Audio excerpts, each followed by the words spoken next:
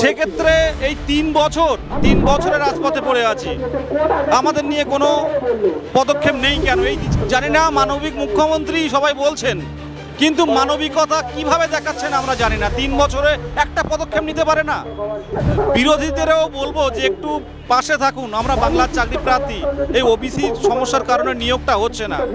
প্রাথমিক শিক্ষা পর্ষদ এবং বিকাশ ভবন অভিযান করব, আবারও করব। বছরের পর বছর পেরিয়ে যাচ্ছে, নিয়োগ হচ্ছে না। মুখ্যমন্ত্রী বারে বারে বলছেন 10 লক্ষ শূন্যপদ আছে। সেই 10 লক্ষ শূন্যপদের বাস্তবে কোনো হদিশ নেই। 3 বছর ধরেই তো আন্দোলন করছি, জানি না আমাদের কপালে কি আছে। মিছিল করে এলেন, কি দাবি রাখছেন? 2017 সালের দীর্ঘ 5 বছর রাজ্য সরকার প্রাইমারি টেট নেয়নি।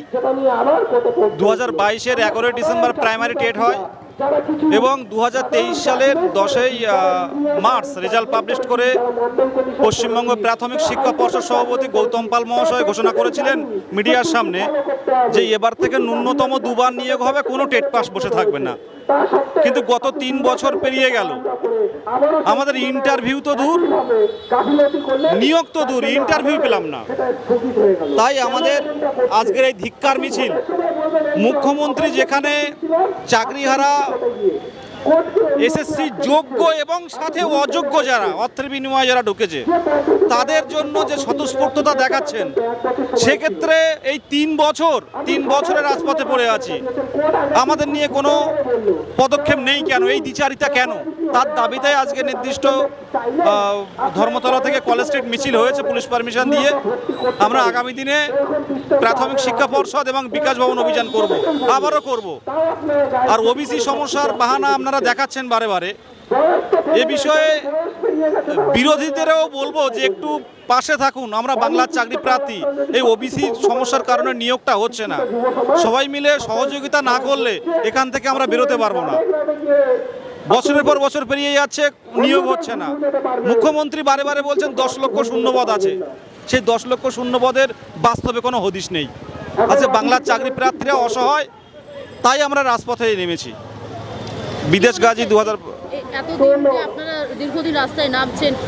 2016 সালে যারা এসএসসি ছিল, এসএসসি চাকরি, তাদেরও আমরা দেখছি চাকরিজীবীরা চাকরি দিচ্ছেন, তাদেরও কিন্তু একটা ঘটনায় রয়েছে থাকতে হচ্ছে, কারণ বিজ্ঞপ্তি জারি হয়েছে।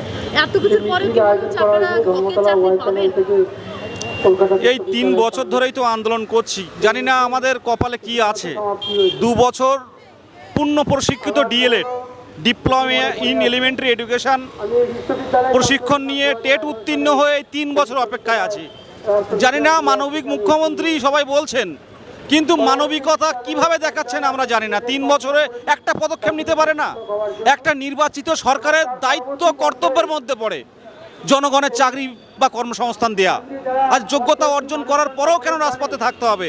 3 বছরে এসএসসি 3 মাসের মধ্যে এসএসসি চাকরিহারা অযোগ্যদের আপনি নিয়োগ করার জন্য তো বলছেন, প্রতিশ্রুতি দিচ্ছেন, আর 3 বছরে যারা চাকরি প্রার্থী তাদের নিয়ে কিছু বলছেন না। তাহলে চাকরি হারা আর চাকরি প্রার্থী এই দুটো দলের মধ্যে কেন এই দ্বিচারিতা আপনি করবেন? আপনি মাননীয় মুখ্যমন্ত্রী, আপনি সবার মুখ্যমন্ত্রী, আপনি নির্বাচিত সরকারের মুখ্যমন্ত্রী। আপনার উচিত অবিলম্বে বিষয়গুলো নিজে হাতে কাজ করা। আর আপনি সিগন্যাল না দিলে শিক্ষামন্ত্রীও এগোতে পারছেন না, প্রাইমারি পর্ষদ সভাপতিও এগোতে পারছেন না। বাংলা হান্টের আরো খবর দেখতে নজর রাখুন। বাংলা খবর মানেই বাংলা হান্ট।